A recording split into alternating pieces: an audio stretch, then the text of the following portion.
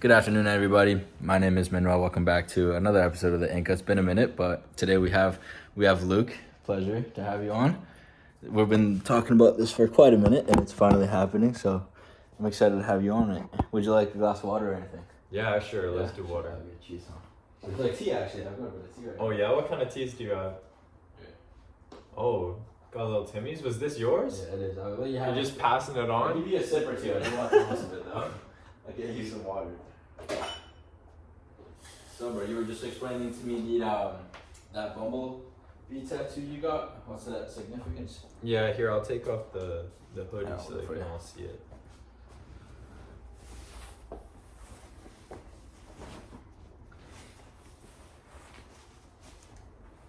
Yeah, so I got the bumblebee tattoo. I'll show it on the camera quick. Dude, this has got to be like one of my favorite setups for the podcast. Just the couch. The couch in front of the camera. I love it. Yeah, so I got the bumblebee tattoo. I got it, is it like a month and a half ago, 2 months ago. And it's just like, I wanted to get a tattoo, thank you, Cheers. for like my faith. Right on. Milk and honey? But I didn't want it to be like a really like, just like, Basic? basic, like get a cross or something like that. What's 'Cause, wrong with like, having a cross, bro? There's nothing wrong with having the cross, but like, I didn't want it to be like, just like super obvious. Okay. I wanted it to be like something where like people would look at it and like they would ask like what it is, because it's just kind of random, right? Like a bee. Yep. And so I was listening to like this psychological like podcast, and it was talking about like bees and how like when their nest breaks down, they like all of them scatter and they go to try and find like a new place to nest.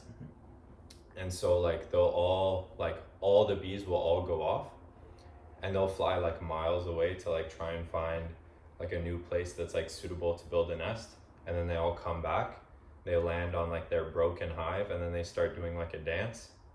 Okay. So like the dance that they do like shows the other bees around them like where the directions are to get to the new place. Okay.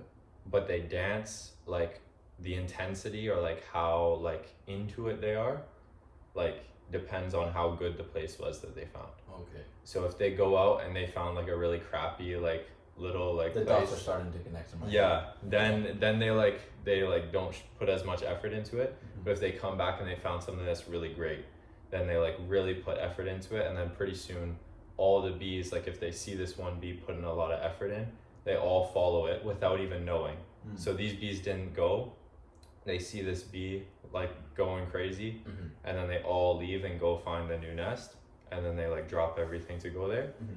So like I wanted to like get a bee in like significance. So of is that you are the bee in other people's lives, or is that like in remembrance of someone who was a bee for you?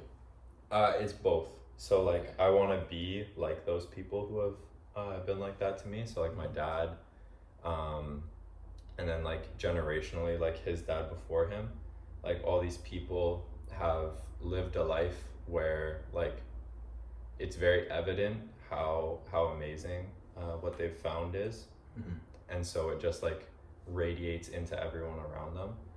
And how like my dad works construction, which isn't typically like a field where people are really joyful to be working there, but just like his faith and his attitude like has brought a lot of people to asking questions and stuff to him, and gotten people really curious in a field where like everyone's pretty, nobody wants to be there. It's early mornings, late evenings, you're doing hard work, and he still has a positive attitude. And you can see like just being a positive person isn't enough, and like he has something else to him that like makes people want to be around him. Mm-hmm. And so people start asking questions, and that's really inspiring to me. That's what I want to be for That's beautiful. other people. I just noticed that you've got a ring tattoo. Yeah. Is that I do. your engagement ring or your? This is the wedding ring. The wedding So I would wear my ring like Go ahead and show before us the this. camera. Yeah. So I got my wife's initial on there, T.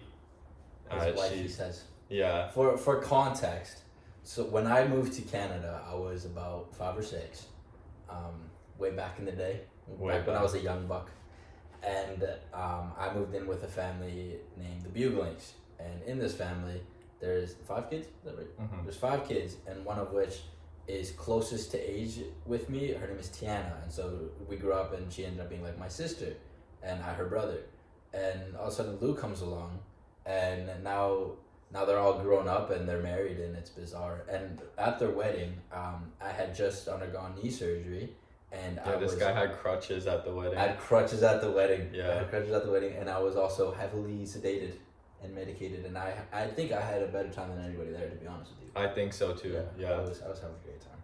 Yeah. So how's it like being a married man? It's good. Yeah, it's nice, but like I feel like school has kind of like robbed me of like enjoying like my time at home. Okay. Yeah. So like when I get home, I gotta study. Mm. So I go to school in New West. So we live in Abbotsford. It's like hour-and-a-half drive with the traffic and highway construction right now. Mm-hmm. So like 3 hours of my day is just driving. I sit in the classroom for like 8 hours. So I'm getting home. I leave the house at like 6:45 or 7. I'm getting home at like 6. Mm. So that's like an 10 hour day. Mm-hmm. And What time does it leave? like 7, and I get back at like 6. Mm. And like when I get back home, I gotta study because like passing grade is 75%. Oof. So Disgusting. you gotta be like on it. Right. So I would get home and just like cram study, and then like dinner would be like on the couch every night and just like studying while eating dinner.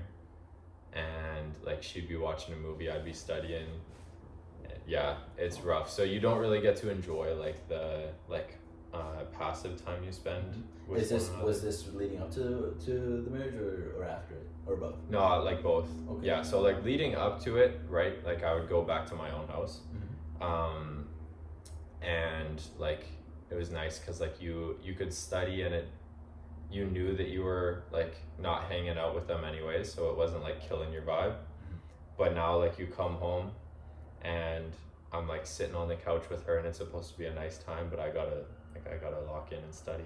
Yeah, but thankfully you graduated yesterday. Mm-hmm. So now you get to enjoy that. Have you guys gone on a honeymoon yet, or were you waiting until you graduate? Yeah, no. We did a honeymoon like right after the wedding. So I got married in between semesters. Mm-hmm. We had like a 3-week break in between semesters, and so we got married during the first week of that break. Then we went on our honeymoon for the second week, and then the third week we got to kind of just like. Where did you go? We went to Cabo. Cabo. Yeah, Mexico. Goodness. Yeah. Oh right, I did see the photos. I remember. Yeah. Yeah. They all thought I spoke Spanish, but I don't. They thought you spoke Spanish. Yeah. I would have paid you for that. Like 2 days in, I got like a decent tan, and then they were like, oh, he might be. He might be. I was like, no. No. So I reckon Tiana's probably gonna watch this, right? So Probably not. You don't think so? She will. I'll make her watch it. I think she would. I'll make her watch it. So I think it's only right that you sort of walk us through how you met and how you knew that she was the one. How we met? Okay, how we met and how I knew Just she was the one walk is us different. through the whole story. Okay. Yeah. So, for context, like Manuel has known my wife for longer than I have. So they like because he moved in with them when he was 5 years old. I met Tiana like really early in life as well. I met her when she was I think like 9 or 10. We went to the same elementary school. Our brothers, so Ezra, her younger brother, he played hockey with my youngest brother, Aaron. So they were on the same hockey team, and we would just kind of like, in between games and stuff, like I would just hang out because my parents didn't want to like drive back and forth. So I just had to watch all my brother's games. So I'd stay at the ice rink for like 3 hours. I played for like 90 minutes, but then like I got like another hour and a half to kill. So I just kind of like goof around. I was in elementary school, so like you didn't really have much to do. And Tiana was also goofing around because Ezra was playing hockey at the same time. So we started to like become friends. We just kind of like played. They play at the rink like right in front of their house. Yeah, like actually like the rink like right over here. like Summit Center. Oh, okay. Yeah, so we used to play over there. Then she, like, as we got older, she started like doing score table for some of my hockey stuff. She always remembers like I got put in the penalty box like twice in one game that she was like on the score table at, and she thought it was really funny. Crashed out? Yeah, I was a crash out. No, I'm joking. But yeah, we went to school from elementary, middle, and high school together. And then like early high school, she and I became like really close because she played on the girls basketball team, and I played on the guys basketball team. So we did like some stuff together, but like super just like bros. Like kind of like you and Tiana, like how you guys grew up. That's like what we were at school, and I was like, I would help her out with her relationships, and she would try help me out with getting girls. I didn't really have too much success though. And then like one day, I feel like you would go up to girls and be like, "Hey, do you like dinosaur?" And I was like, and then you go back to Dan and be like, "Was that Riz?" I would be like, "Yo, watch this," and I would like go over, and I'd be like, "This is dude perfect." I'd be like, "Yo, so." I mean, what's your go-to pickup line? I don't have any Never go-to. go. It was on the fly. Okay. I was like, "Yo, did you hear the new Justin Bieber album that came out?" Okay. And I knew the huzz like that, right? And it never worked. It never worked. Never once. Dang. No. Hate to see it. But yeah, she was like my wingman, and then That's how her parents like yeah, started to get closer. yeah, her parents were like the same way. Yeah. But like her grandpa was like the only one who wanted Kuhn to date Christine. Right. Yeah. Christine was not having that. But yeah, then I kind of caught feelings for her, and I like was like, oh, what is this? This was like right before COVID. I was in grade 10, I think. And then COVID happened, which kind of shut everything down. And then I was just playing Fortnite with the boys for like a whole year. And then at the start of grade 11, we started dating. And yeah, and then I knew like instantly, like she was the first girl like I actually dated. And then I knew like instantly, like it was like that was it. I wasn't gonna, it was either that was hitting or I wasn't gonna date anyone else. So I saw pretty cute photos of your proposal. Do you want to tell them about that? The proposal? Yeah. Dude, it was like raining like real bad. And like I didn't want my knee to touch the ground because I didn't want to get like, I was wearing like these beige pants, and I didn't want like obviously like a mud splosh on my pants. So I did like the deepest like split squat of all time. Yeah. And just like held it, and my leg was like shaking too. She thought I was nervous, but it was just like really hard to squat down. I had one of like my best friend, he like put these like fake rose petals on the ground, and we thought, right, like it would like look pretty cute or whatever for the photos. No, because it like was raining, they all got like stomped on in the mud, and it looked so bad. Like you couldn't even tell that they were rose petals. It was just like, it looked like somebody just chucked their garbage all over the ground and stomped on it. That's funny. Yeah. So I proposed in March or February of last year, and we got married in December of that same year. Yeah. So it was, I remember when I got into school, I was in school for massage therapy, so that's what we're talking about. And you have to like do an application and like pass to even get in. So like you have to pass this course to get in. Then when you get in, you do like an interview process, and then they choose who they want to like actually go to the school. So it's like hard to get in, hard to stay in because the passing grades are so high. So they were like, oh, like tell us a little bit about yourself. And I was like, oh, well, like my girlfriend and I think we're gonna like get married pretty soon. Like, well, after the program, right? It's like, no, like I was thinking like maybe like the summer or something, and they were like, you can't do that during the program, you're gonna die.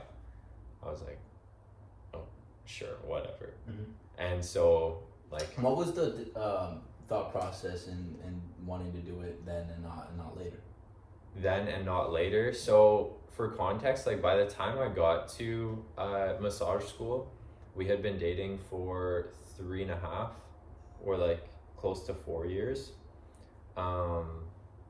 And like I said, like the moment we started dating, I already knew like it was either this or like it wasn't gonna be anything. Like I'd just be single for the rest of my life.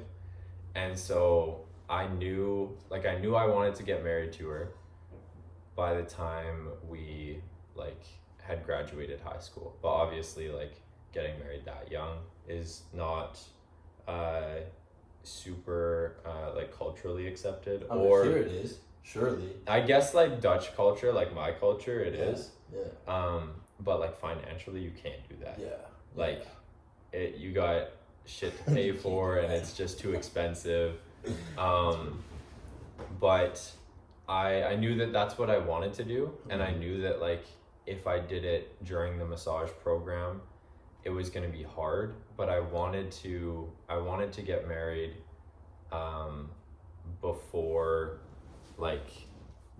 my graduation, just because life was getting really like hectic and like it was going all over the place, and I thought like let's get this done now while I still have the energy to do it, because I'm going to be burnt out and I'm going to be like I'll just kind of like push it back where I won't be as involved in the planning process. So like Tiana's like type A, like super plans everything. So thankfully, like because we got married during my program, like she did a lot of the work. But I think it helped motivate me to like really do it.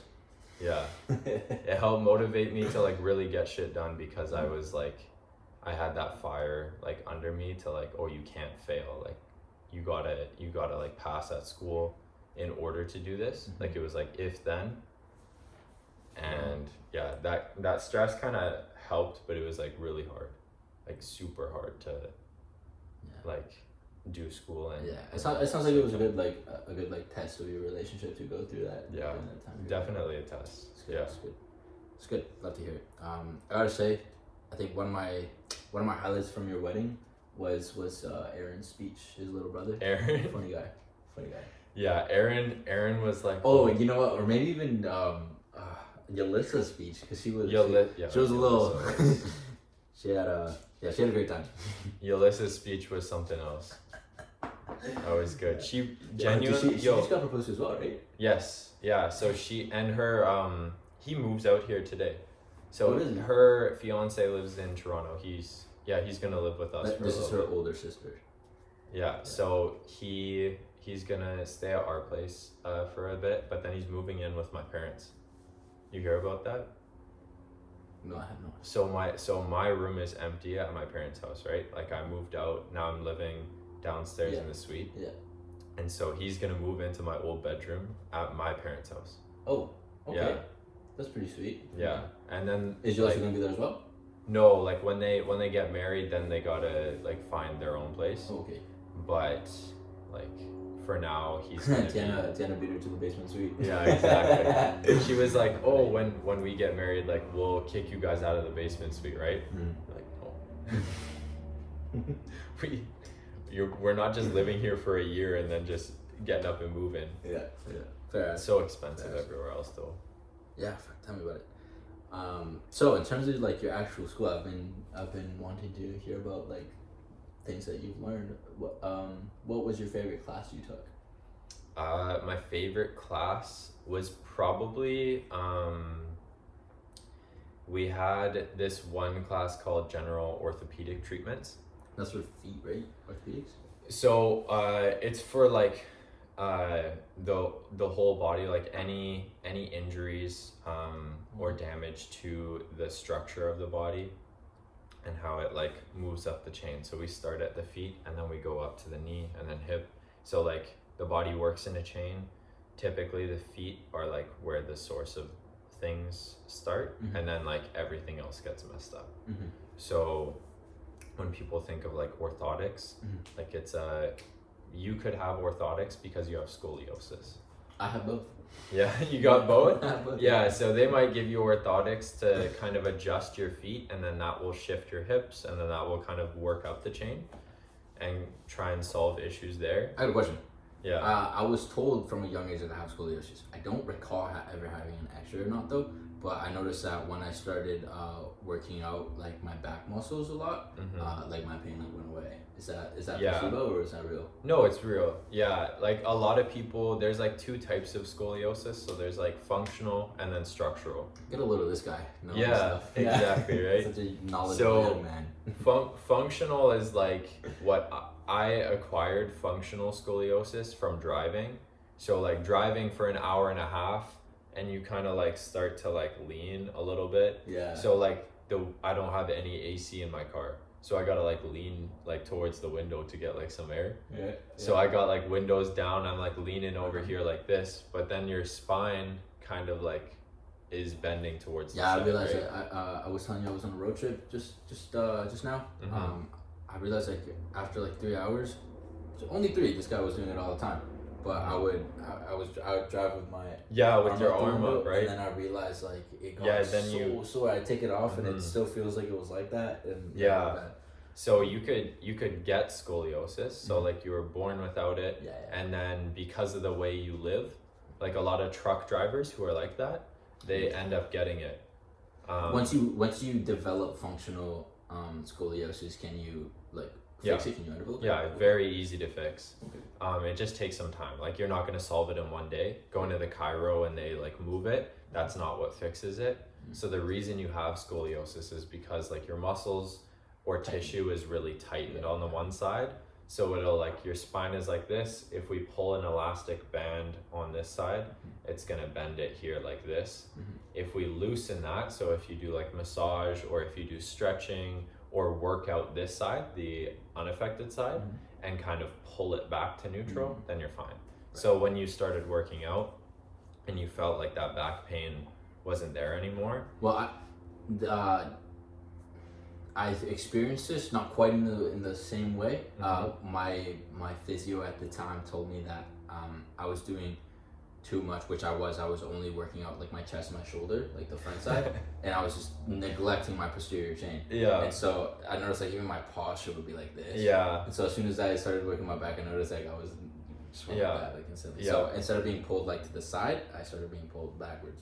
And I felt so much better. For sports like rugby and football too, where you're constantly like bracing like this. Well, yeah, that's why I needed to do it. Right? So then like your body is taught to like curl and protect, right? When you're getting hit, because you don't want to just be like upright. If you're standing straight up and you get hit, like you're gonna get wrecked.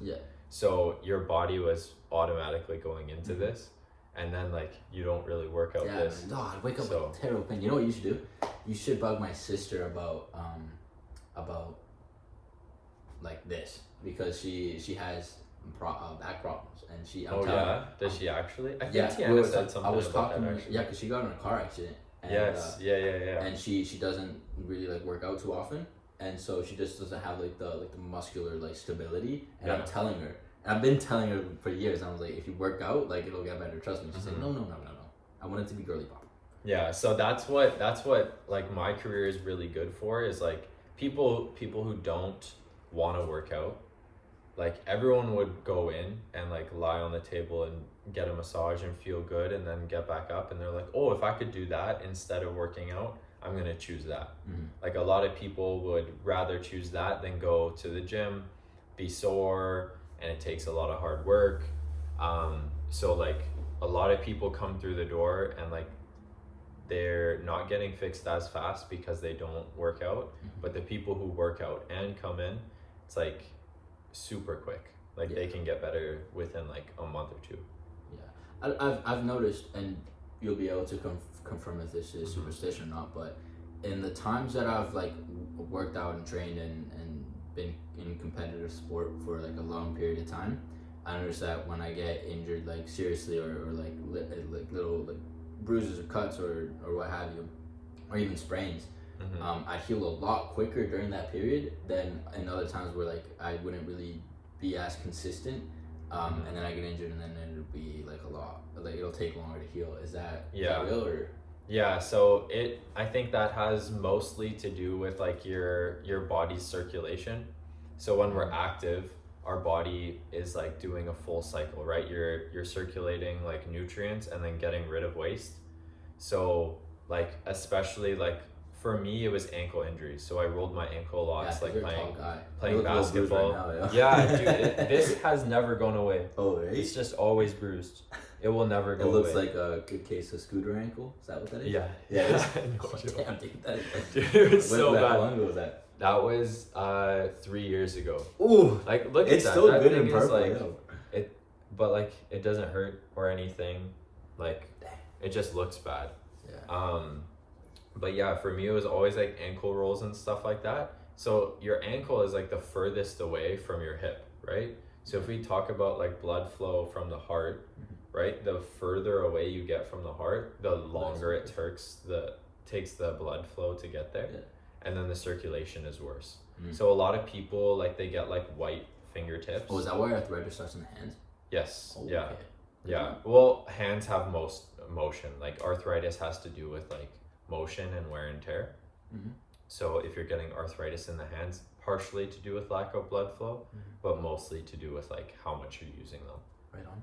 Yeah. So like an ankle injury, like if I was like working in the summer and all I'm doing like when I worked here and just watered plants all day and you're like standing around. I live in a townhouse in like a little complex, and I think that was prior to me even knowing, right? Yeah. He would like, I never even knew, but he would like water like the plants and like do like for the whole strata, like everything in here. It took so long. What a small world, hey? Yeah, I know. It was weird. But during that time, did you know I live here or no? No, I didn't. Okay. No, I fully worked here because that was like fresh out of COVID. So Tiana and I had just started dating, and I worked here, and I remember one day I was just like watering plants, and I think I sent Tiana a picture of where I was, and she was like, "No way." Like, what do you mean no way? She was like, "That's where Manuel lives." It's like, who's Manuel? And then that's how I like knew about you. She told me like who you were. I think I saw you walking to get your mail one day. Oh, she was like, you'll know who he is. He's the guy with the big quads. I was like, the guy with the big quads. Okay. Yeah, no, dude, my quads have actually gone away since I got my knee injury.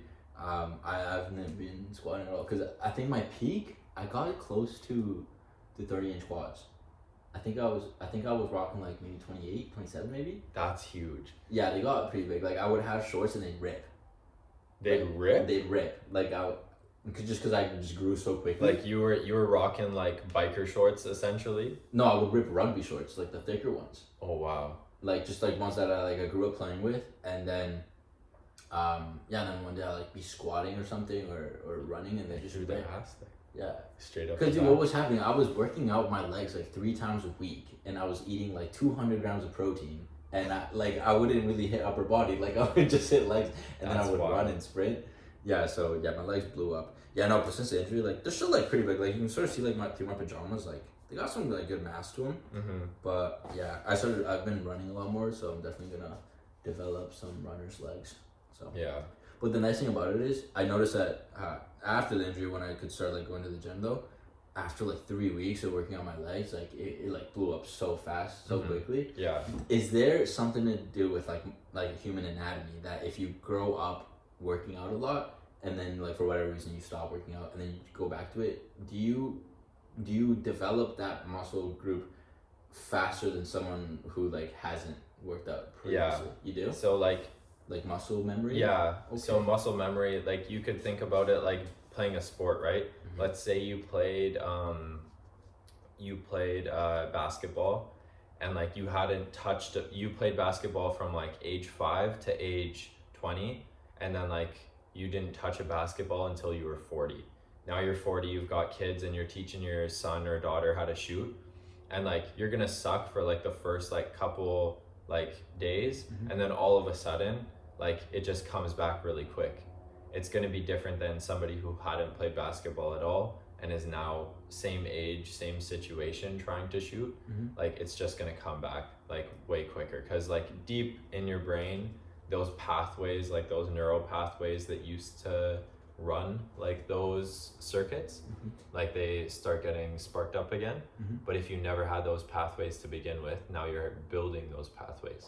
Right on. So like someone like Chris Bumstead, like Mr. Olympia, he talks about like muscle maturity. Mm-hmm. So like you could be like age 25, you've been working out since 15, and like you're really big, but then there's somebody who's like 30 and they've been working out since they were 15, and their muscles are like what we would call more mature.